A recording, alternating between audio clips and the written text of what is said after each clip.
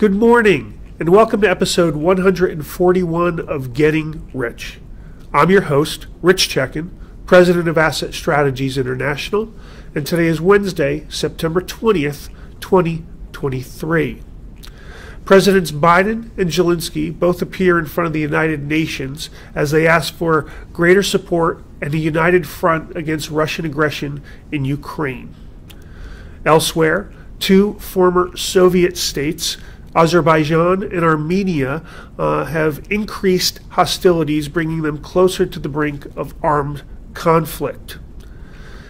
Canada and India both have increased the tensions and the rift between them over the claims of a murdered Sikh activist in British Columbia in July by the name of Hardeep Singh Nijjar. Both countries at this point have expelled diplomats from the other. Back home in the markets, the stock and precious metals markets continue to kind of mark time ahead of today's Federal Open Market Committee rate decision.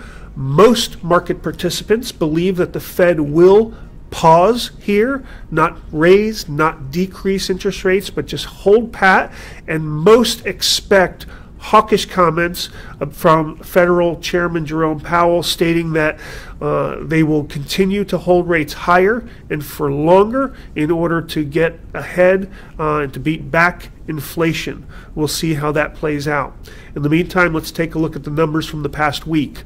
Gold is up 1% to $1,932.20 an ounce from $1,912.80 last week. Silver's up 1 3/4% to $23.37 from $22.97. Platinum is up 4.8%, the big winner this week, to $953 an ounce from $909 an ounce last week. And palladium's up 3.5% to $1,320 an ounce from $1,275 last week.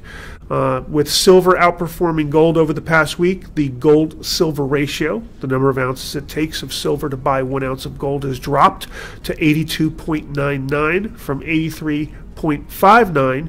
And despite the increase in the precious metals, the U.S. dollar has ticked up slightly to 105.01 this morning from 104.80 on the index.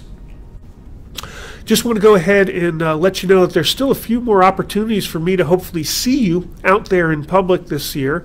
The first one comes up at the Porter & Company Conference that'll be held in Stevenson, Maryland on October 4th and 5th. I'll be there, and I hope to see you as well. In addition, Brian Zweig, our preferred client relations manager, and I will be in New Orleans for the Brian London's New Orleans Investment Conference from November 1st through November 5th.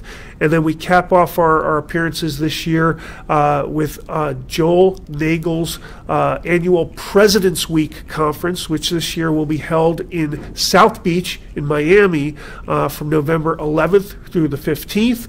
And we have options for you to sign up for these events. I hope you go ahead and join us. It'd be great to see you out there, hear what's on your mind, and answer any questions you might have.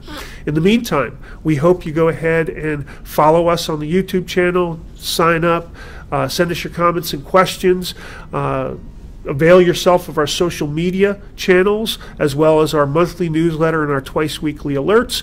But don't ever forget that getting rich starts with keeping what's yours.